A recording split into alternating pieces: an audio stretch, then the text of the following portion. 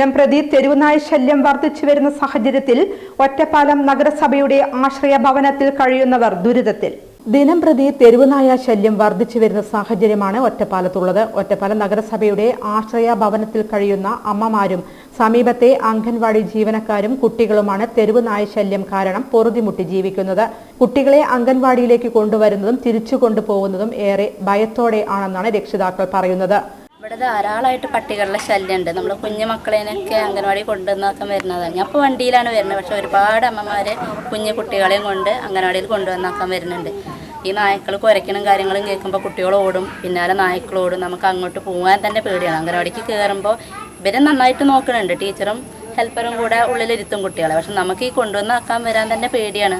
ഈ നായ്ക്കൾ മേലേക്ക് ചാടുമോ, അത് കടിക്കുമോ എന്നുള്ള പേടി കാരണം നമുക്ക് ഭയങ്കര ടെൻഷനാണ്. പരാതികൾ ഏറെ നൽകി നഗരസഭാ ചെയർപേഴ്സൺ ഉൾപ്പെടെയുള്ളവർ നേരിട്ടെത്തി. എന്നിട്ടും പരിഹാരം മാത്രം ഉണ്ടായില്ല. വയസ്സായ അമ്മമാരും രോഗികളായ ആശ്രയ ഭവനത്തിൽ താമസിക്കുന്നവർക്ക് പുറത്തിറങ്ങാൻ പറ്റാത്ത അവസ്ഥയാണ് ബന്ധപ്പെട്ട അധികൃതർ എത്രയും പെട്ടെന്ന് ഇതിനൊരു പരിഹാരം കണ്ടെത്തി നൽകണമെന്നാണ് അവരുടെ ആവശ്യം.